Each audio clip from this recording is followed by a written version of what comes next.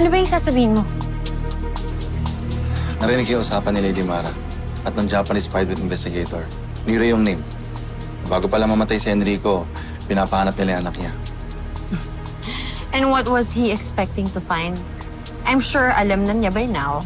Napatay na talaga yung anak niya dahil nagkita na sila sa kabilang buhay. No, Serena. Narinig ko mismo dun sa Japanese private investigator na buhay yung bata. What do you mean? Buhay si Celestine? That's impossible. It's been 16 years. May nag-ampon sa bata. At yun yung hinahanap ngayon ni Lady Mara at nung Nero. Sakali matagpuan nila si Celestine, may kahati ka pa sa yaman ni Enrico. Hindi pwede to. Kailangan natin maunahan yung Nero na yan. Akong bahala. Gawin mo lahat ng makakaya mo. Sige na.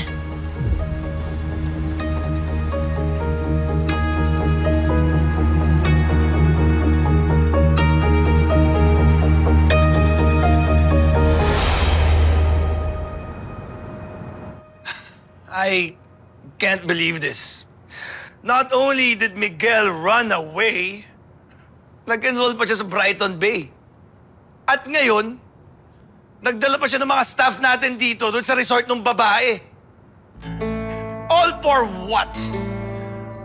Para lang matulungan yung angel na yun? Yes po, sir. Verified po. Pinadeploy po sila sa Grand Vista Resort. Randall, sa susunod, kukonsultahin mo ako sa mga bagay na ganito, ha? Kailangan ng approval ko yan. Tulad ng pag-deploy niya ng security doon para sa angel na yon. It's such a waste of money! Tagal ko na sinabi kay Miguel na huwag nang kaibiganin yung babaeng yun. Pero hindi siya nakinig sa akin. He leaves me no choice. Randall, alam mo ba saan matatagpuan yung angel na yun? Ako na mismong kakausap sa kanya. I'll offer her money dahil yun naman yung gusto niya.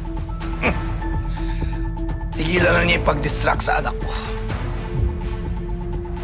Noted po, Sir Neil.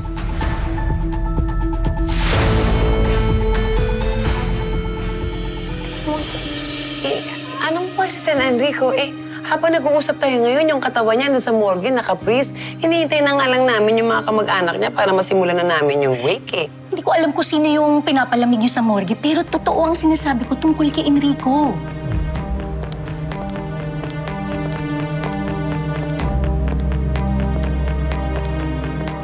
Kung buhay si San Enrico, bakit hindi siya bumalik dito?